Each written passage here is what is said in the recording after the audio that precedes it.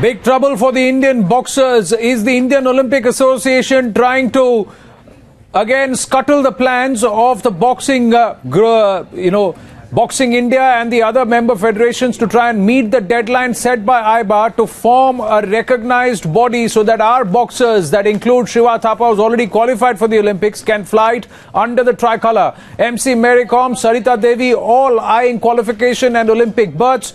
And the fact is the Indian Olympic Association itself trying to be the biggest hurdle in our own sportspersons' fortunes of fighting under the tricolour.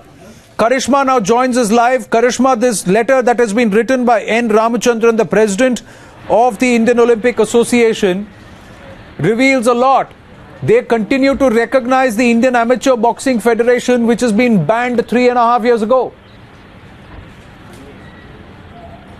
Yes, Anand, absolutely. They are still recognizing the body that was, has been suspended by AIBA time and again. And in fact, we also spoke to the rival group, which is also having a very important meeting in Kolkata tomorrow of all the state associations of boxing. And they said that this letter does not mean anything to them because at the end of the day, the international body, that is AIBA, does not recognize either IABF or any other national body. At this point in time, it is only the ad hoc committee, and the deadline, that is of the 14th of May, to form a federation for the Indian boxers will not be extended at any cost. True. So, Karishma, I have limited time. Sorry to interrupt you. I've got Rajkumar Sangwan with me on the phone. Rajkumar Sangwan जी, ये क्या कर रहे हैं?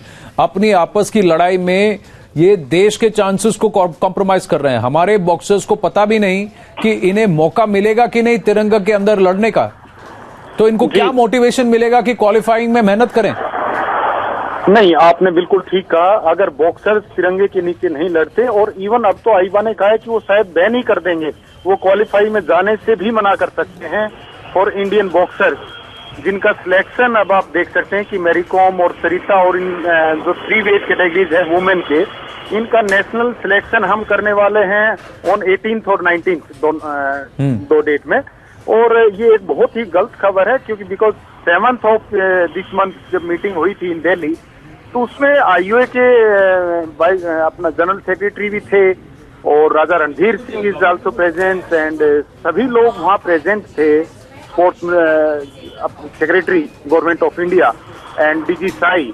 और उसके बावजूद जब सब सहमत थे कि यस हम ये ठीक करेंगे और 16 की मीटिंग रखी गई थी इन कैलकाटा, तो उसके बावजूद अगर आईओए नहीं चाहता तो मुझे लगता है ये एक बहुत बड़ी साजिश है, क्योंकि आईएबीएफ को ऑलरेडी आईबा ने टर्मिनेट किया हुआ है.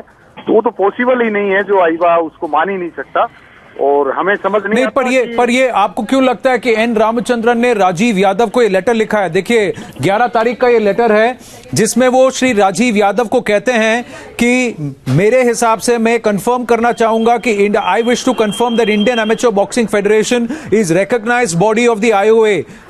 आपको क्यों लगता है कि जो बॉक्सिंग बॉडी 3.5 साल पहले, क्योंकि उन्होंने जो स्पोर्ट्स मिनिस्ट्री और इंडियन गवर्नमेंट के जो कोड है स्पोर्ट्स कोड, उसको वायलेट किया था और ओलंपिक चार्टर को वायलेट किया था, जो चौटाला फैक्शन था जिनके ग्रॉस वायलेशन की वजह से इस बॉडी को बैन कर दिया गया, उसको इंडियन ओलंपिक एसोसिएशन अभी भी क्यों रिकॉग्नाइज कर रही है? यही बात एक्चुअली उस दिन अगर आप देखें तो मिस्टर गुप्ता आए हुए थे वहां पे मीटिंग के अंदर, और मिस्टर गुप्ता भी काफी कुछ गलत बोल रहे थे फॉर एड ऑफ कमेटी. तो ये जो आपसी लड़ाई है दोनों की, आईओए की और जो बॉक्सिंग के जो एक इंटरिम बॉडी बनाई है, ये उन दोनों की लड़ाई है वास्तव में. और उस लड़ाई के कारण ही हम बॉक्सर सफर हो रहे हैं सभी लोग. और रहा आईओए ने जो लेटर डाला है मिस्टर यादव के बाद, वो लेटर भी इसी वजह से डाला है पर यही बात है कि ये लेटर क्यों लिखा गया है. आप लोग कल कोलकाता में मिल रहे हैं. We will continue to track this story and we will ask the DG SAI and we will also ask Mr Rajiv Yadav, the secretary sports, to whom this letter has been given, as to why is Mr. N. Ramachandran continuing to recognize a banned body and compromising the interests of our athletes.